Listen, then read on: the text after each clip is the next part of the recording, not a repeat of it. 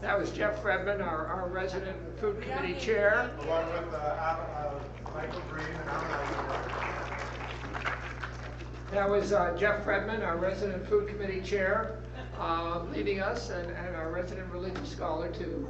And also Jeff, as well as Michael Green and Alan Eisenberg, really did a fabulous job cooking for today. So let's give them a round, please. Well, good morning. How's everybody doing today? Spring is in the air, and unfortunately a little snow is coming as well, but that's going to be short-lived, so not to worry. But thank you all for coming. My name is Wayne Berman. I'm president of the Men's Club, and welcome you here along with Richard Salton, my co-president. Where is Richard? Somewhere here. Richard's in the back there. But so we welcome you all here, and just a few words of welcome. We have a lot going on today at Benet. Later on this morning, there is a Interfaith Information Center meeting, and this meeting is also this session is co-sponsored by the Sisterhood, and I wanted to invite Cheryl Rod, co-president of the Sisterhood, to come up and say a few words. Thank you, Wayne. Good morning. I'm Cheryl Rod. I'm co-president of our Sisterhood. And first, I'd like to thank everybody who came to services yesterday. I am still grinning, smiling, felling, whatever. We had our annual Sisterhood Shabbat, and thank you to everybody who came and everybody who participated. There's a lot going on. I'd like to thank Men's Club for allowing us to help participate in many of the brunches that Men's Club has been planning, and this is one of them. Also, Passover is coming up, and Sisterhood has flowers for sale. What we do is there are forms on everybody's table. I think I put one form on the tables, but we do have extras. If you want to send flowers to anybody or even yourself, it's a very nice, easy way to enhance your table, and the flowers are really pretty. Also, on Wednesday evening, April 4th, we're planning a Pesach Bistro. This is through the entire congregation, and this is it's the last day of Kol HaMoed Pesach for those of us who don't go out during Pesach. This is a really nice way to come to the shul, to have a place to come, greet your friends, have dinner, and not have to cook. Though also, we're starting early. We're starting at 5:45 for the younger ones. There'll be some activities for the little ones, and then we'll have dinner, and then some more activities. So that flyer is also on your table. If anybody is interested, please sign up, or I'm at the table over there. You're welcome to come over and speak to me about it. Thank you very much. Thanks, Cheryl. And there are some Men's Club flyers too on the table. That we have a number of programs over the next several months, finishing up our year in June. Want to highlight one or two. The CPR training, Jay Gruber is going to be leading that in mid-April. So anybody who wants to do that, it's very important. We need to do that. Also, I should mention that today's session will be YouTubed. It's live streamed on YouTube, so thank you to Rabbi Berkowitz for setting that up. And without too much further ado, I wanted to introduce the introducer. Our guest speaker today is Marvin Kalb, but before I do that, I wanted to introduce one of our Men's Club members, synagogue members, Ed Goldstein, who was a student of Mr. Kalb's in Harvard. So, Ed? Good morning, everybody. So, it's a great honor to introduce Marvin, and along with me, Sherry Steisel, another synagogue member, had the privilege of being a student of Marvin when he took over the Joan Shorenstein Barone Center on Press, Politics, and Public Policy at Harvard 32 years ago. And I got to tell you, you all know Marvin from television, but as a professor, he had a real memorable impact on our lives because he was so great, and he writes about the professors that influenced him at City College in New York. And Marvin, I got to tell you, you had a strong influence, a very positive one. So, the story of Marvin Kalb in our family goes back to the 60s when we were baby boomers. You know, there are a lot of great rivalries in our nation. Red states versus blue states, Yankees versus Red Sox. But in broadcast television, there was NBC versus CBS. And in the 60s, our family was clearly in the CBS camp. You gotta just imagine the incredible talent they had. Now we're in March Madness period, so just think of the CBS starting five and how powerful they were. Cronkite, Walter, Reisner, Harry, Wallace, Mike, Mudd, Roger, and of course, the greatest of them all, Kalb, Bernard. So please welcome Marvin's brother, Bernard Kalb. Bernard, please stand.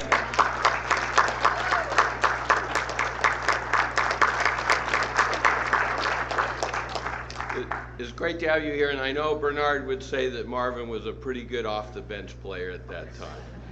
Indeed, for anybody who watched the news during that period, you saw Marvin Kalb speak with great context and respect for the viewer, with analysis, factual broadcasting, such epic events for our country as the Vietnam War and the effort to negotiate a peace, Nixon's opening to China, détente, and of course Middle East peace too played a major role in Marvin's reporting. And I hope either he talks about today or somebody asks him about his intimate relations with people like Golda Meir, Menachem Begin, Yitzhak Rabin, and that is a huge part of what Marvin's career was all about.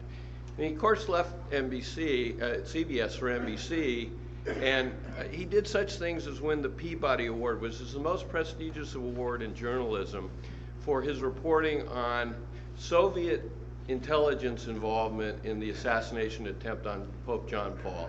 Now, who would think that the Russians would muck around in assassinations in the West? It's kind of beyond our imagination, isn't it? And then, of course, he was also the moderator of the longest running program in all of television, Meet the Press.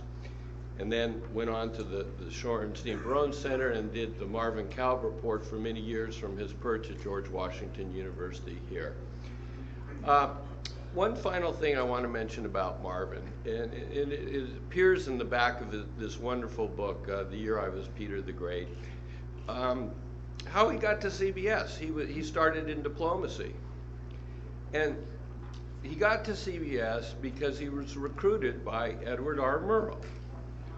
And if anybody is familiar with the history of journalism, Murrow is kind of like the genesis story of broadcast journalism. And most of you know that Murrow was responsible for bringing down Joseph McCarthy.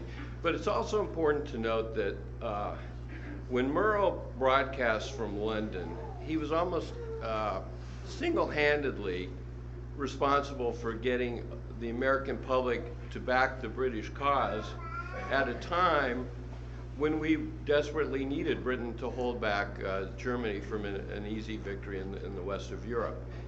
So for a man of Murrow's caliber, whose entire career was underscored by the values of credibility, integrity, and responsibility, to find a talent like Marvin and to reach out and make him one of his last hires says all you need to know about our guest speaker today. Please welcome Marvin Kalb.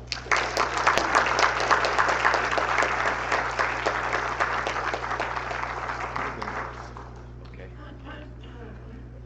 Ooh.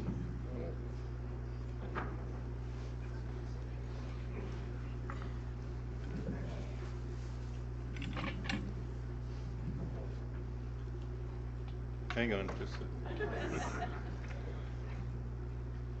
You all hear me? Hello, raise your hand in the back. If you hear me, no trouble? Good. Okay. Let me try to. Ay.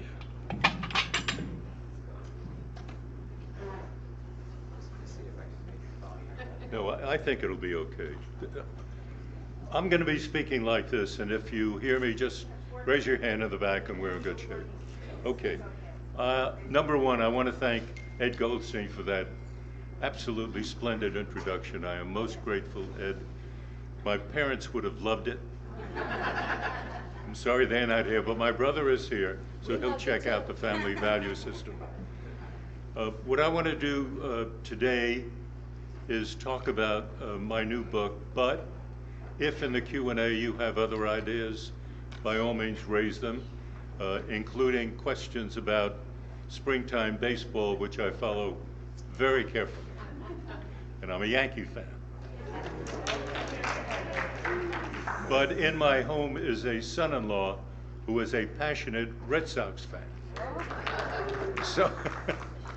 So for family harmony, what we do is we go to a Red Sox game, but followed almost immediately by a Yankee game. So let me talk about, Ed has mentioned the title of this book. It's called The Year I Was Peter the Great. Obviously, I have never been Peter the Great. But there's a wonderful story behind it, and I will get to it.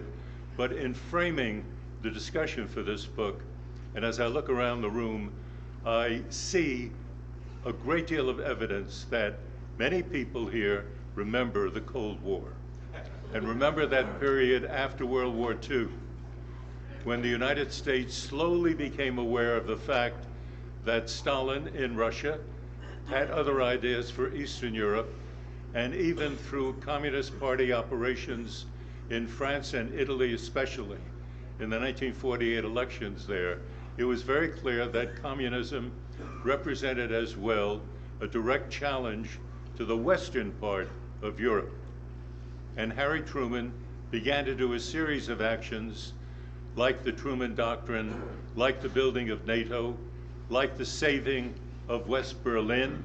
In 1948 was completely overwhelmed, but Truman had a series of planes flying into West Berlin and saving the city, which was a great act and a factor in Stalin realizing that it was not going to be that easy for him. But in that period of time, I was emerging as a kid, but very much someone absorbed with the rest of the world, knowing about some of these things, certainly having an interest in them.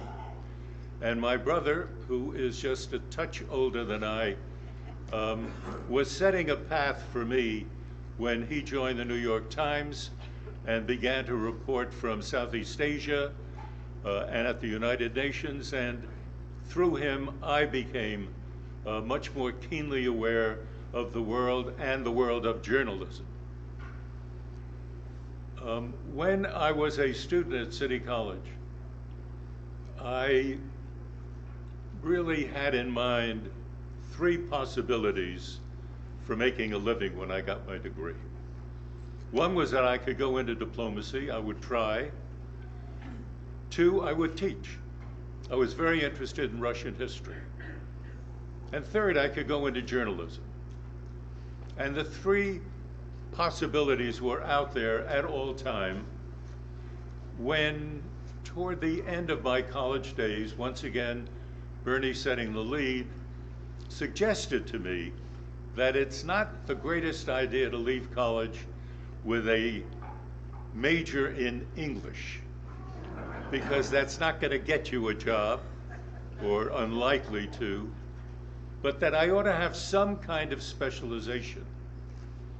And at that time, some of you may recall, there was a person writing for the New York Times whose name was Harry Schwartz. And Harry wrote from New York about events in the Soviet Union. Soviet Union at that time, a locked up totalitarian system. And in our household at 7:45 in the evening, we listened to Edward R. Murrow and the news. And Bernie's idea was that why not go to a place like the Russian Research Center at Harvard. It's a 2-year program where you could specialize in Soviet affairs.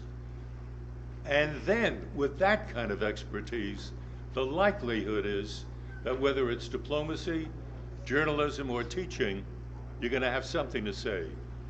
And that was one of the best moves of my life. I went up there, and it was a splendid opportunity for me to learn a great deal about the Soviet Union.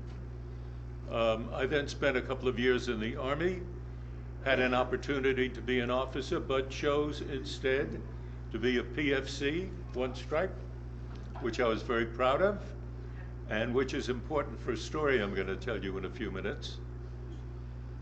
And when I went back to Harvard, there was an opportunity presented to me by the man who ran the Russian Research Center to go to Moscow and to leave almost immediately.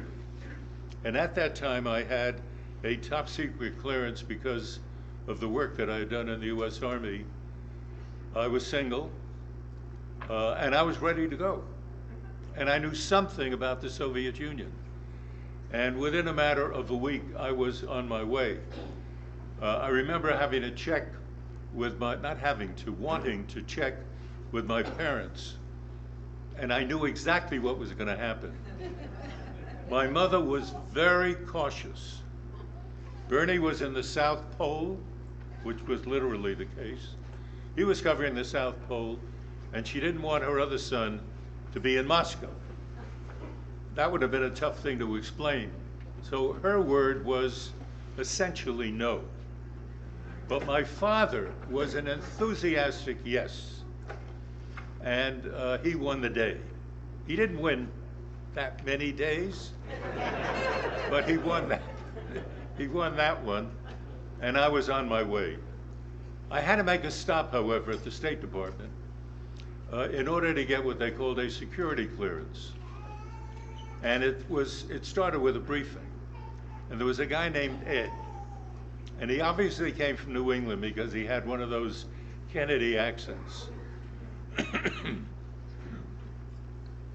And he said to me at the beginning of what turned out to be a 2-hour session, he said, "Marvin, you like girls?" I said, "Yes." He said, "It's very important." I said, "Why?" He said, "Well, you see, in Russia, when they want to get information out of young people at the American embassy, they generally will have ballerinas come and seduce you. And then while you're in bed, they'll take pictures, and they'll use those pictures to embarrass you, your family, and your country. So you got to be very, very careful.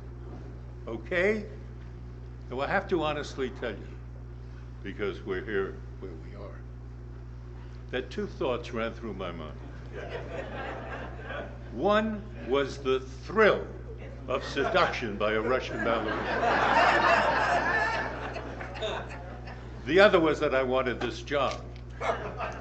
So I said, well, the ballerina would make no difference to me, whatever. He looked at me, he didn't believe a word I said. And I didn't either. But I passed and left. First day I was in Russia, it was 42 below zero. And I don't know about you, but when I walked off the train, it was as if a force had entered and I couldn't breathe. And so I went back into the train, but a wonderful Foreign Service officer named Nat Davis pulled me from the rear and he said, "You'll get used to it." I never did. But the second day I was there, this was the end of January 1956.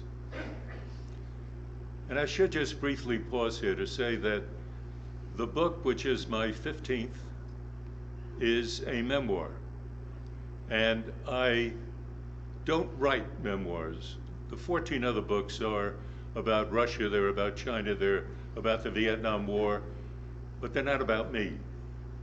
And I didn't feel that it was my responsibility as a reporter to write about me. I had to write about things that I was observing and understanding, trying to understand. But my 2 marvelous grandchildren, a young man of 12 and a young lady of 9 persuaded me, and they have me around their fingers. So it was very simple to try to write something, tell stories about what Grandpa did. And so I did sit down, but with the idea that I'm not going to write about myself, but I'm going to write about simply me as someone who happens to be somewhere observing what was going on. And it was with that in mind that I remember that second day in Russia, it was a heating, there was an expansion of heat. The temperature rose to 31 below zero. And I decided to go to Red Square and take a look around, because you read about the country, you read about Red Square, you want to share that experience. I noticed the minute I left the embassy that there was a guy about 20, 30 feet behind me, relatively young man, very dark coat, big black hat. And so I was saying to myself, thinking of Ed's instructions, it's not a ballerina, but it's probably somebody I ought to be careful about. And so I ducked behind a car, and he ducked behind another car. And then I went into the subway. He went into the subway. I got out at the stop for just one near Red Square. He got out there. And I looked around. The first thing I saw was the Bolshoi Theater. And I was mesmerized for a moment, and then turned and bumped into him. He never said a word. I smiled at him. No reaction, whatever. And I went into the GUM department store, this very large store opposite of the Kremlin. And in a corner, I noticed an ice cream stand. I love ice cream. And in my mind, anybody who loves ice cream can't be a bad communist.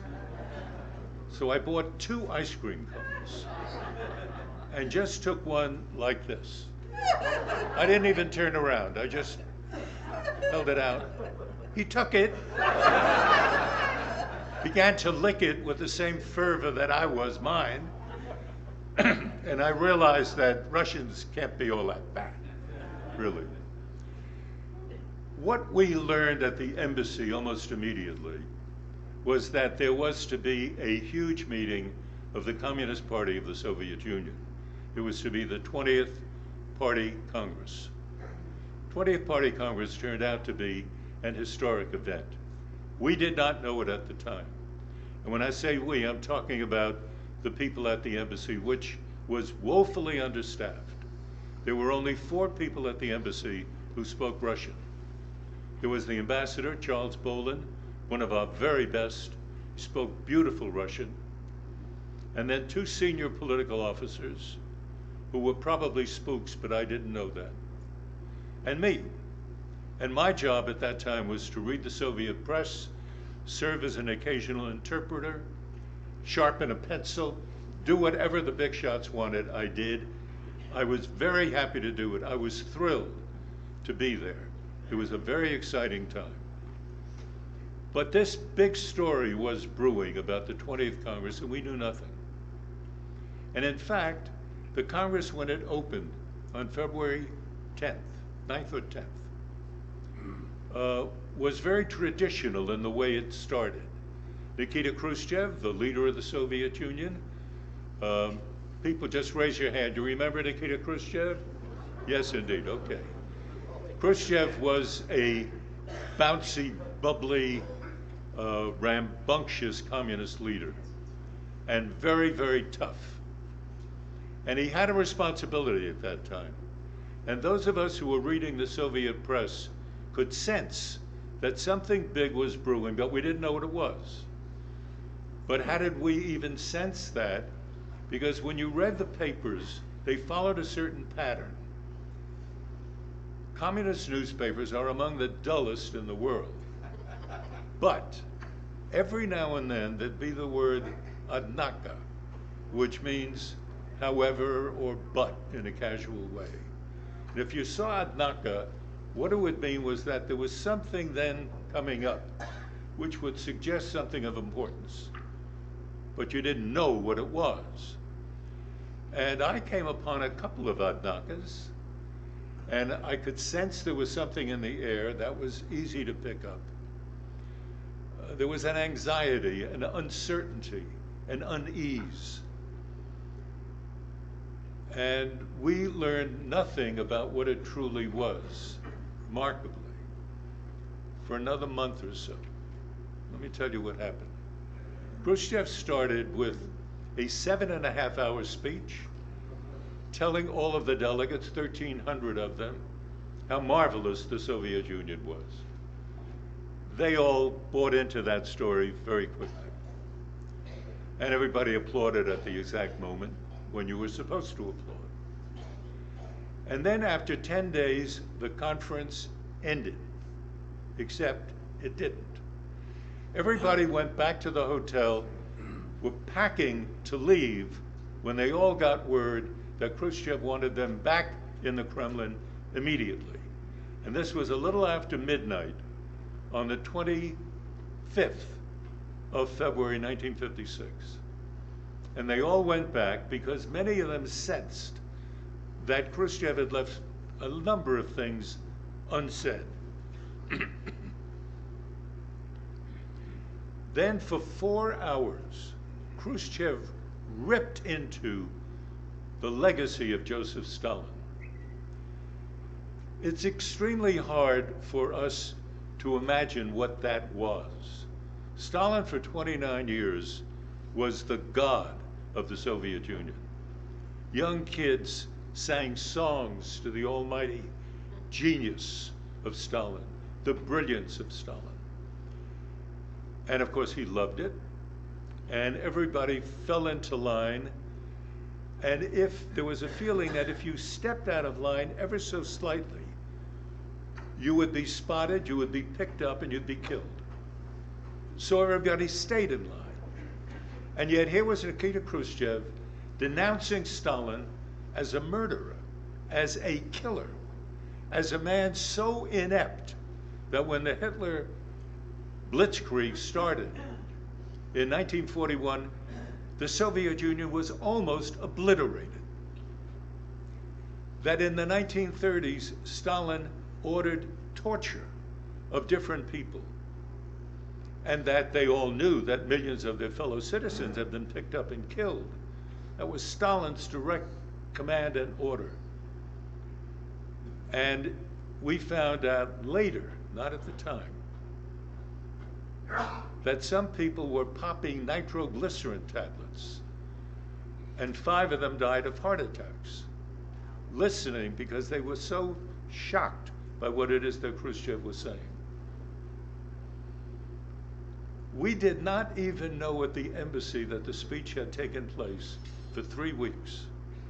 And we learned about it because the ambassador was at a reception at the French embassy and heard from an Israeli diplomat that this had taken place. Then Bolin began to sort of feel around and talk around, and he learned very specifically what it is that Khrushchev had attempted to say. And then we at the embassy tried to pick up things in the Soviet press.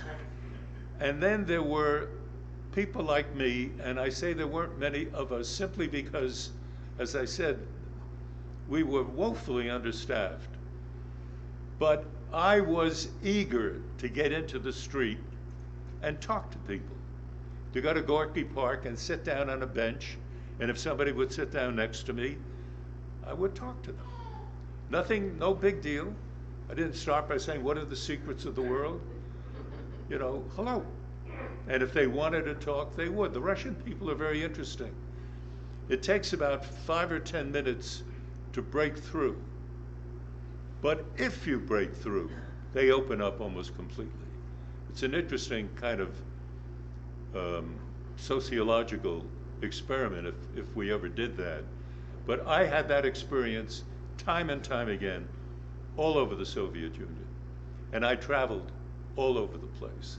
At that time in 1956, because Stalin had died 3 years before, because Khrushchev had attacked Stalin, the Russian people were, for the first time in their history, presented with the possibility that they could think for themselves.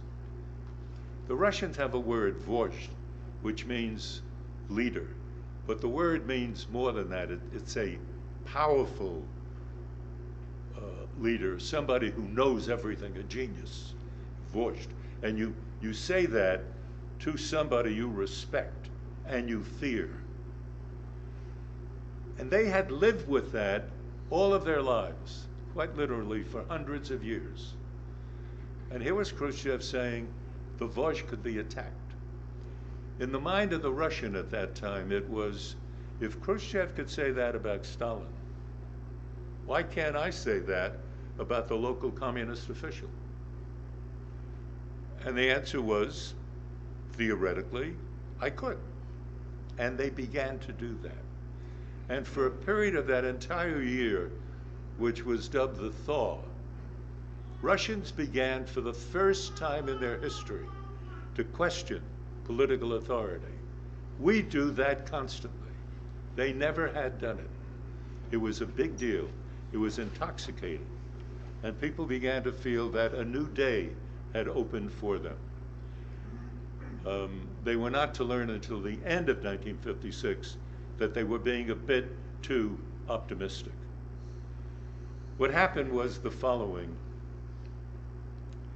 The Khrushchev message of limited, controlled freedom spread throughout the Soviet Union, then spilled across the borders into Eastern Europe. And in June of 1956, in the town of Poznan in Poland, there was an uprising against communist authority, and the Polish army, joined by the Russian army, crushed it, killed it immediately. It spread, however, to Czechoslovakia. It then spread to parts of East Germany. And then by the time you got to September, it had spread to Hungary. And in Hungary, it was taken with super seriousness. The Hungarians thought of it in two ways, not only freedom for themselves in opposition to local communism, but the opposition of the Hungarian state to the Soviet Union. In other words, they wanted to do what Tito in Yugoslavia had already done, which was to break away from the Soviet Union. If they had broken away, it would have been the end of the Warsaw Pact. We saw that happening in the 1990s, but it would have happened in the 1950s. But for one thing, and again, it was Nikita Khrushchev. He had a decision. It was as big a decision for him as what he decided when he made that speech. How do I handle the Hungarian people? If I crush them, everything that I have said and done is invalidated, because I'm the same as Stalin. But if I allow them to just do their thing, that's the end of the Warsaw Pact, the end of Soviet control over Eastern Europe, and who knows, maybe the end of my position as the head of the Soviet Communist Party.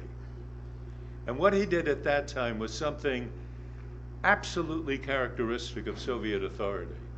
When in doubt about Kremlin authority, crush it, which is what he did on November 4th. And he killed many people, hundreds of people. The tanks moved in and just indiscriminately just shot up buildings left and right and crushed the Hungarian Revolution. A month later, Nikita Khrushchev appeared at the Hungarian embassy, and he took out of his pocket a small piece of paper on which he had clearly written 2 or 3 sentences. And the sentences contained, as I remember them, I wrote it down as quickly as I could. When the history of Marxism, Leninism, and communism is written, the name Joseph Vissarionovich Stalin will be up there at the very top of the people we respect, which meant that from February to December of 1956, Khrushchev had gone from opening the Soviet Union to closing it up once again. And in that period of time, which was very sad for the Russian people, sad for people like me who had observed it, and I must say especially sad maybe for people like me, because I had had an experience which, I don't want to describe it in any way and not to be misunderstood as unique, but it was unusual because it came at a time of extreme importance in Soviet history. And I happened to have been there and in a position to just travel around and listen and look. And it's a great thing that journalists have. I was not then a journalist at all, but working at the embassy. But whether you're at the embassy or as a journalist, and you go around, you have your eyes, you have your ears, and you got your head. And you try to put all of this information together and let it become a pattern, a story. Don Hewitt, who is the great producer of 60 Minutes, always used to tell me when I would come to him with some information or another, and he would look at me patiently most of the time and say, Marvin, tell me a story. People like to be told a story. And when I was writing this memoir, that was very much in my mind. I knew that I was describing an important piece of history, but I wanted to write it as a story that would appeal to people and have certain incidents that you'll remember. And I would like, with your patience, to tell you two stories. One of them took place on July 4th, 1956, the July 4th holiday. And in American embassies all over the world, we have a big party to celebrate July 4th. In this particular case, we all knew at the embassy that we were living through an extremely important moment in Russian history. But how would it be manifest to us? The night of July 3rd, the ambassador got a call from the Foreign Office saying that Nikita Khrushchev and the entire Politburo was coming to our embassy on July 4th to pay their respects to the United States. That was a big deal. And the ambassador didn't quite know immediately what to do, but he was a terrific diplomat, and he called in immediately the 3 officers who spoke Russian. And he said, the one thing we're going to do definitely is be very nice to 4 of the people on that Politburo, because we don't have anyone else who speaks Russian. So he said, I'm going to do Khrushchev. I'll look after Khrushchev. You don't have to do anything about that. And then he gave the 2 senior political officers the 2 other key people on the Politburo to look after. And then there was a final key person who was Marshal Georgy Zhukov, the hero of the Battle of Stalingrad, the Minister of Defense, the man in charge of Soviet nuclear weapons. And Bolin turned to me and he said, Marvin, you look after Zhukov. I said, Mr. Ambassador, that makes no sense. He's a marshal of the Soviet Army, and I was a PFC. So it doesn't make any sense. Don't do it. He said, you're it. And I ran back to the embassy and looked up everything that we had on Zhukov. In my mind, I wrote a sort of little opening statement when I was saying hello to him. And then it hit me. This man drinks a great deal. So how do I handle it? Because I didn't. So I went to see Tang. Tang is the Chinese-born butler who worked for Ambassador Bolin. I believe that Tang was in the employ of at least 5 other secret services. But we were one of them. And I said, Tang, I got a big problem. I don't want to start World War III. What do I do? He drinks a lot of vodka and I drink water. He said, well, just a minute. ran into the kitchen, and he came out with the oddest shaped tray. And he said, "Now listen, Mr. Kalb, when I hold a tray like this, you can be sure there's vodka on this side. When I come to you, I'm going to turn the tray this way. There's water on this side." And then he looked up at me with Chinese skepticism and said, "You do understand." I said, "I got it." And so when I was introduced to Zhukov, the embassy was beautifully fixed up. Caviar, there were hot dogs, everything you wanted. And I walked around the back of Spaso House with him. Spaso House is the official residence of the ambassador. And we talked about the great Battle of Stalingrad. And he was the hero he was the hero. And he loved it when I talked to him about that. And he kept on picking up from Tang, who stood very close to him, one vodka after another. And if you know Russian, dotna means you belt it back, which is the way they drink when they're really enjoying themselves. So he belted back these vodkas, and I belted back my water. And for 40 minutes, we had a wonderful discussion. We spoke about Peter the Great. We spoke about great battles in Russian history. And then Khrushchev summoned us because he wanted to go by that time. And Zhukov and I walked toward Khrushchev. I thought Zhukov was a little tipsy. And he said in a very loud voice to Khrushchev, he said, "Nikita Sergeyevich, I have finally found a young American who can drink like a Russian." And Ambassador Bolin looked at me, what the heck is going on? And I just stood up very straight and tried to be the image of an American who can drink like a Russian. And Khrushchev came over to me. As I said, he was a remarkable guy, given to flashes of anger, laughter, whatever. You got to be very careful with him. And he looked at me, he said, "How tall are you?"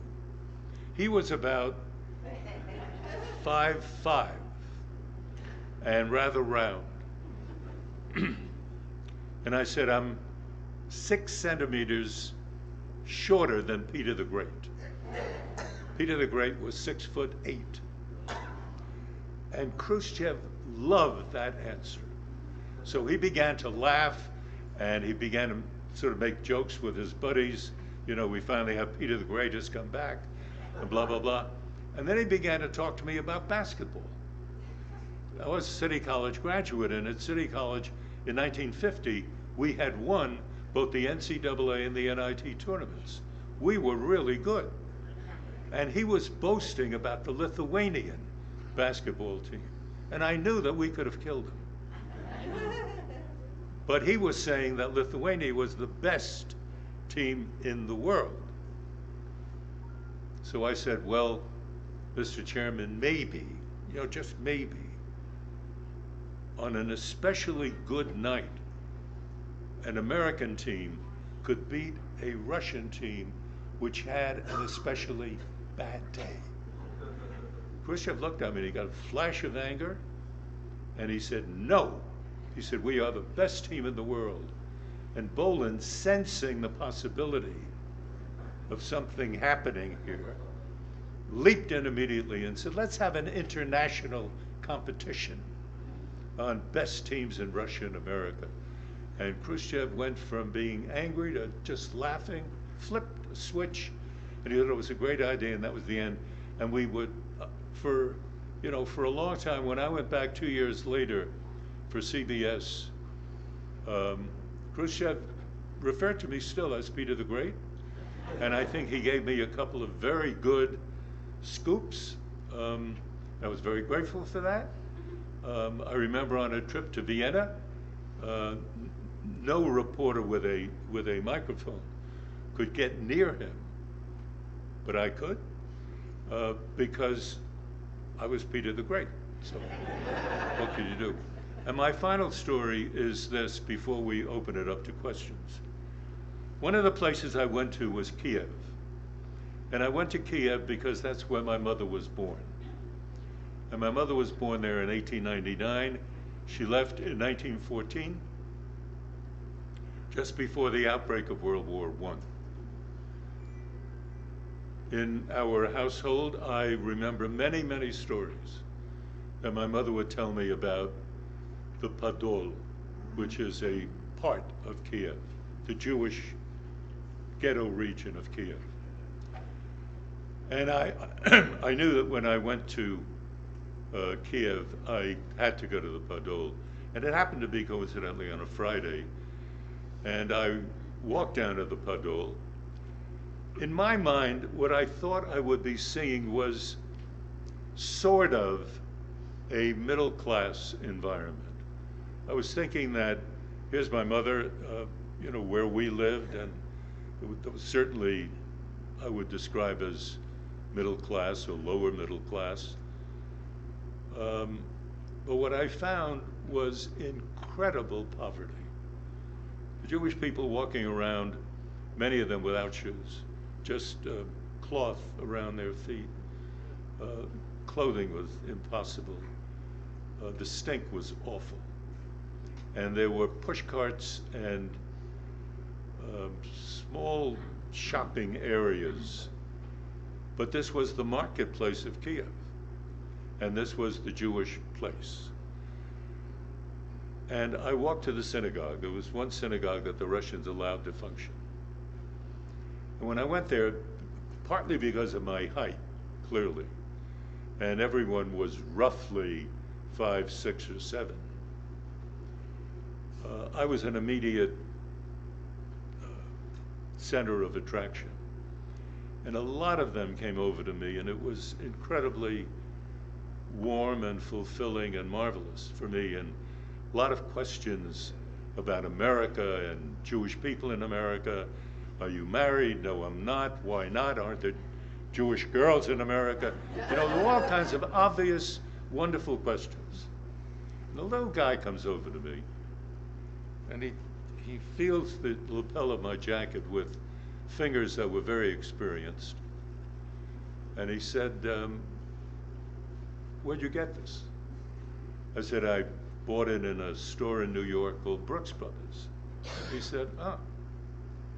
Then he turned to one of his friends and he said, in Yiddish, not Russian, he said, we made better stuff than this, of course, before the revolution. And I remember the rabbi saying, whispering to him, in effect, knock it off. You got to be careful about what you're saying. And he went on in a conversation that was for me fascinating and left me in tears. He said, you said your mother was from here? I said, yes. When did she leave? He said, 1914. Huh. What was her father's name? What was her name? I said, Bluma. In English, Bella. What was her father's name? I said, Wolf. What did he do? He said he was a furrier.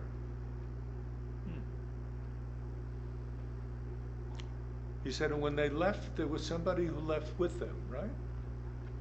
I'm looking at him, wait a minute. He is saying there's somebody who left with them? I said, yes, it was my mother's oldest brother. He said, I remember her. We went to school together. And of course, as now, I'm always thrown by that story. Think about it. Here was a man, my mother left 1914. This is 1956. 42 years had passed. 42 years of war, revolution, the Holocaust. He survived, my mother survived, he remembered her. That's amazing. Absolutely an amazing story. And for me, that was one of the highlights of my 1956 year in the Soviet Union. So thank you very much, and I'd be happy to take your questions.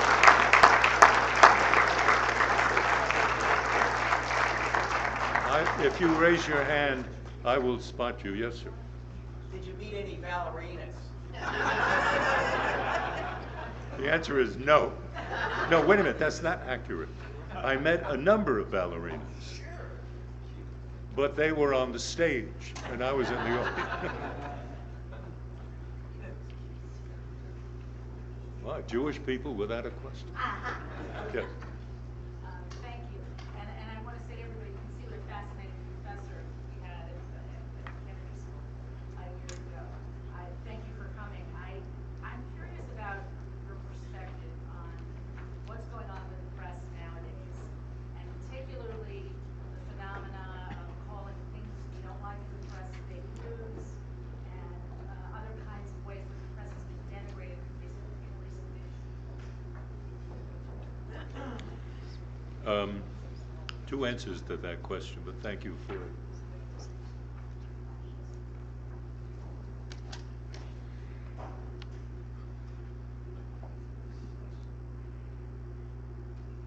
Journalism has a simple purpose. It's to tell a story. It's to tell people what's going on.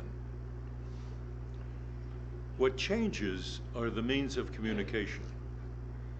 So you could have people sending smoke signals from one Indian camp to another, passing on information about weather patterns, agricultural changes, wars. You could have the Gutenberg Bible, you could have the beginning of the printing press, you could have then in the 1920s the radio, and in the 1940s and 50s television, and then in the 1990s you could have MSNBC and Fox, and then you could have the internet. These are all changes in the means of communication with the essential purpose of journalism unchanged. But journalism can change because of the many technological changes. And we are living through a revolution now. And when you live through a revolution, it is impossible to determine clearly what it is that you are doing as a journalist. There are many journalists today who are as good as they were 20 years ago and 50 years ago. But what they're working for now is different, and the environment is different. I mean, for example, when Murrow covered a visit to Buchenwald in April of 1945, and I urge you, I noticed that on the tables here, there are these little iPhones, and you are able to pick up the Murrow broadcast of April 15th, 1945, from Buchenwald. When he went there, he could not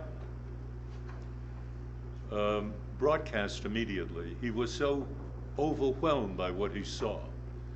It took Murrow 3 days to come up with the words that he was satisfied with to describe what he saw at Buchenwald. Today, because of the technology, the modern day Murrow would have had to walk in with a crew and immediately talk. What's the difference between the two? In one case, you had a serious reporter thinking for 3 days what he had seen, what it meant, where it fits into history. And today, you have somebody, no matter how good, how well trained, who cannot be overwhelmed by anything. You have to immediately start talking. And it is as if you know everything. So all of us turn on a television in the evening, and we hear people on CNN, on Fox, on MSNBC, representing different political points of view, cutting loose. Whether they know it or not, they have to say something because they're on live television. And live television can be brutal, but it can also be enhancing of individual reputations.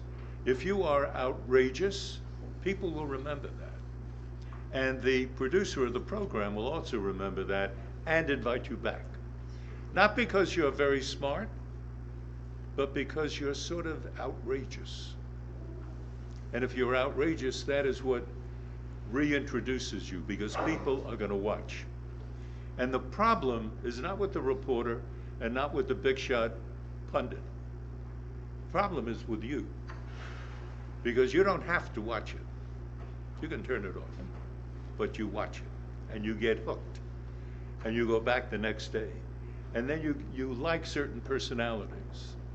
In my house, I can tell you that my wife is absolutely enchanted with Rachel Maddow. What my personal views are about Rachel Maddow are totally unimportant. But I will watch her because Media is watching her, so we'll both watch her. I can see what she's doing. I know what she's doing. She's a very smart girl. She is really smart. And she tries to follow this stuff, but she is giving it to you from a very specific point of view. If you happen to switch to Fox, you're going to get more or less the same news, but from a totally different slant. Totally different. And you could turn off both at 10 o'clock and say to yourself, what have I really learned? And can I trust what I think I've learned? And the answer most of the time is, if you were honest with yourself, is no. But that would then require you to do something about it. And that would mean that you have to do a lot more reading. You cannot go with headlines. You've got to ask yourself questions about what is the headline and what does it mean and where did that guy get it from? And that requires time. And that requires a kind of diligence which 90% of us simply do not have. So I say to classes, this I consider a Sunday morning class, I say to classes, the fault, dear Brutus, as Shakespeare would say, lies within us, you, me, all of us. Murrow said that at the end of his McCarthy broadcast. He was saying about Joe McCarthy that McCarthy did not create the atmosphere that he was involved. He exploited it. And that is what is happening right now. There are very major things happening in this country and around the world. And our political leadership is exploiting it for political advantage. And maybe more than that, but we don't know it. And we are, I think, right now living through an extremely important moment in American history, and where we end up at the end of the day, I don't know. We'll find out, all of us. We'll see.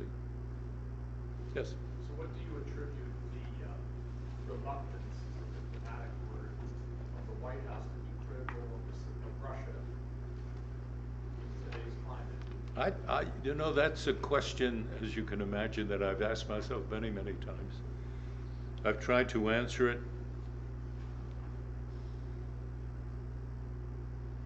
This is pure guesswork. I know nothing. My guess is that from Trump's point of view,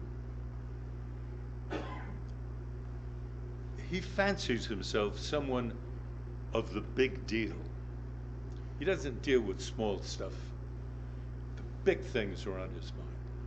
And a big deal with Russia would come, I don't know this, would come on two levels. One would be for the United States, for the Western world, it would be a big, sensible deal. Question, is he capable of that? Even conceptualizing that? It's a big question, close paren. And on another level, the deal is, how many Trump towers can he build in Russia and in adjacent countries? Putin is totally different. Putin is an incredibly smart, disciplined KGB operator. He knows how to be nasty, and he knows how to seek advantages for his country. Putin has to be seen first and foremost as a Russian nationalist.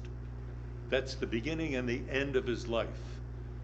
When he was a KGB officer in Dresden, East Germany, in 1989, and the East German communist rule was collapsing, and East Germans ran toward KGB headquarters in Dresden, of which he was in charge. And they began to smash against the door, trying to get in. He then, using 2 burners, was burning all kinds of documents. And he called his boss in East Berlin, and he said, he tried to get to somebody. Nobody answered the phone. He called Moscow, which he would normally not do. That was jumping channels. No one answered the phone. And what he said later is that if I were ever in a position of power, which he is now, that would never end. That would never have happened. In other words, there would never be a moment when Russia or the rest of the world would not know what it is that I want. Well, at this particular point, we're still not sure what he wants. And a week ago, if I had been asked to answer this question, I would say at this point that we have to respect Russia, we have to understand what its needs are, and try to do the best we can on negotiating some middle ground. But now, I've changed my mind. I think that Putin is pushing too hard, too fast, and too recklessly. And I think what happened in Salisbury, England, in the use of a poison gas, that would suggest to me, that's the kind of thing that the KGB would do. And that would suggest to me either the KGB is doing this without his knowledge, which I find very hard to believe, or he has ordered it. And if he has ordered it, what does that mean? He is ordering the use of poison gas in Western Europe. That's unacceptable. But then you have to figure out a smart way of dealing with Russia. I'm totally opposed to the use of military force. It'll get nowhere very quickly. But the Russian economy is dependent upon money that it gets from its domestic oil reserves. And there is a deal now, if I'm not mistaken, between Russia and Saudi Arabia that the price of oil will not be allowed to drop below $60 a barrel. The #1 big shot from Saudi Arabia is coming here tomorrow. Nobody's asked me, but if they did, I would say that a smart way of handling it would be to turn to the Saudis and to say, get out of that deal with the Russians now. Repudiate it. Let the prices begin to fall. Let Putin understand that he's going to suffer economically if he continues with this kind of action. And my own feeling is that he will pull back. He's not a fool. He'll pull back. But do it economically. Don't get into your head that we're heading into a war. It doesn't have to be that way at all. Why don't I take 2 more questions? Yes, in the back. If in May there is a meeting between our president and Kim Jong-un, how it would be made is that Kim Jong-un would be getting the prize reward before he earned it. What are your thoughts on that?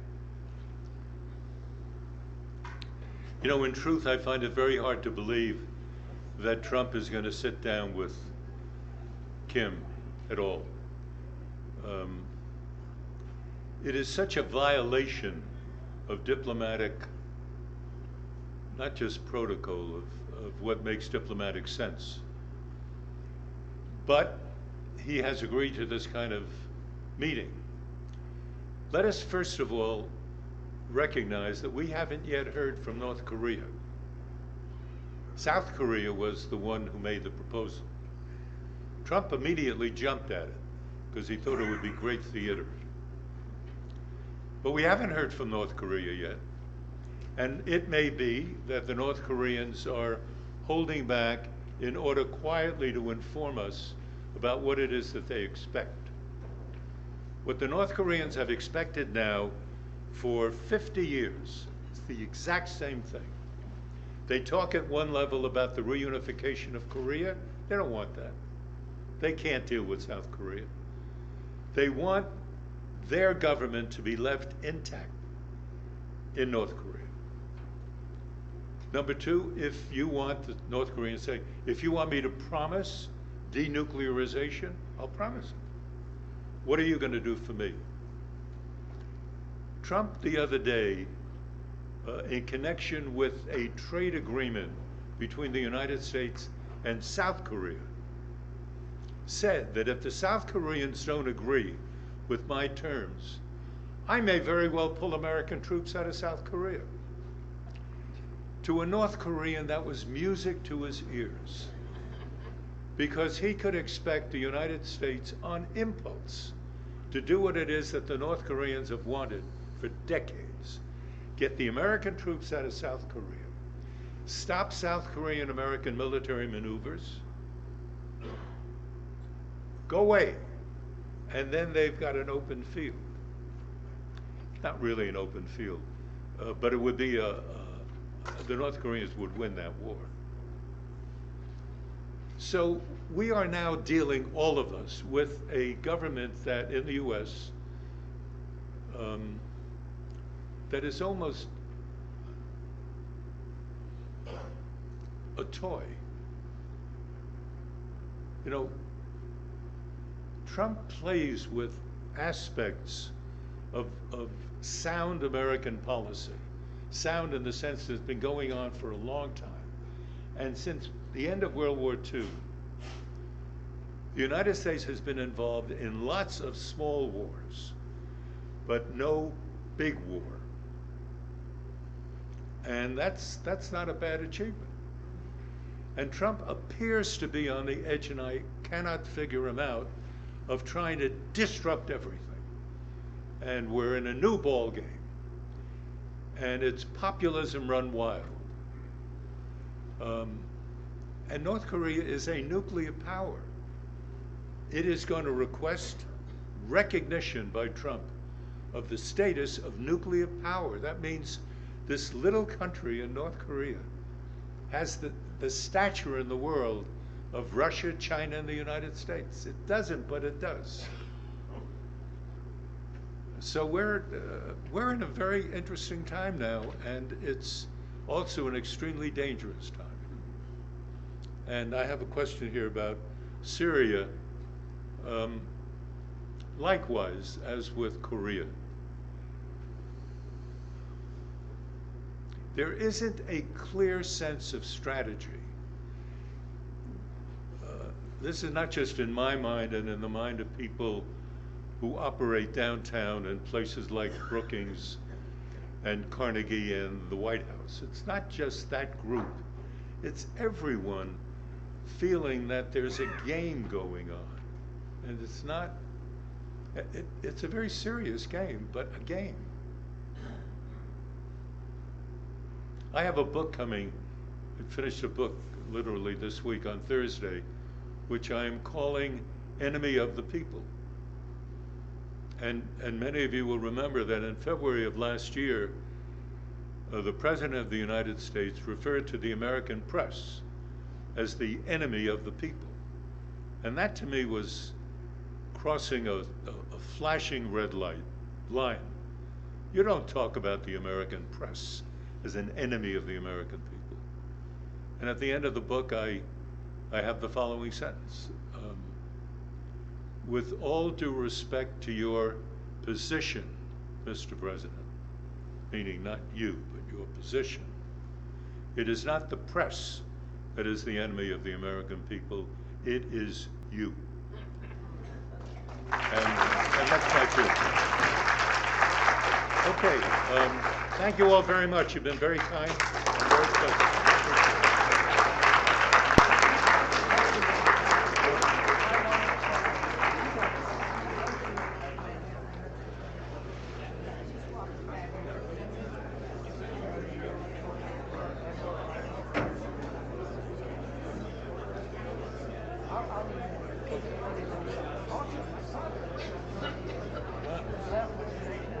Oh, there you go.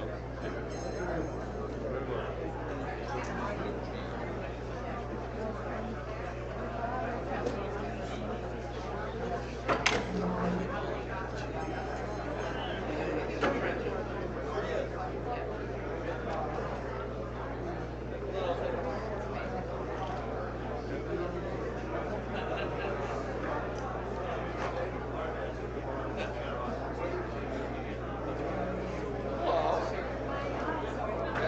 Yes. Harry Collins Daniels. Soon-to-be neighbor.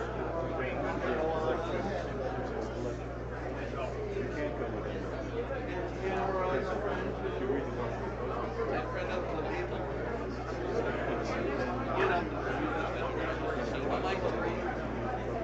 Okay. You're not used to seeing me in glasses and a camera. That's You right. have to have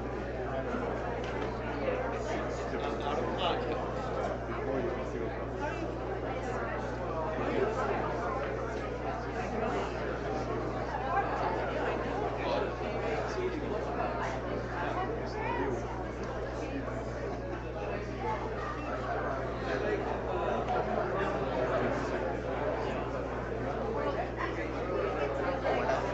Hey, what's your